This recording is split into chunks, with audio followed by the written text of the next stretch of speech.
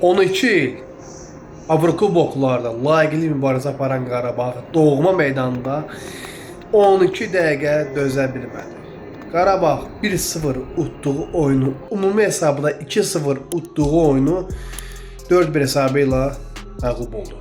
Doğma azərkeşlər önündə. Bu klub toparlanmalıdır, yenilənməlidir. Oyuncular tamamən dəyişməlidir. Və çox təəssüf ki, Qurban Qurbanovun da bu məğlubiyyətdə payı var. Çünki rotasiya eləyə bilmədi. Böhran vəziyyətində komandanı idarə edə bilmədi.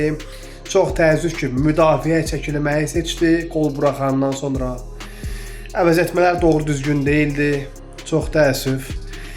Və lazımsız əvəzetmələr də 4-1 hesablı böyük məğlubiyyəti gətirib çıxardı. Bəli, 12 ildən sonra Qarabağ mifi məhv oldu. Ümid edək bu mövsümlük belə olacaq. Növbəti mövsümdə yenə biz Qarabağı böyük arenaları görə biləcəyik, böyük uğurlara nail olduğunu görəcəyik. Amma bu illik, bu mövsümlük çox pis, arzu olunmaz bir vəziyyət.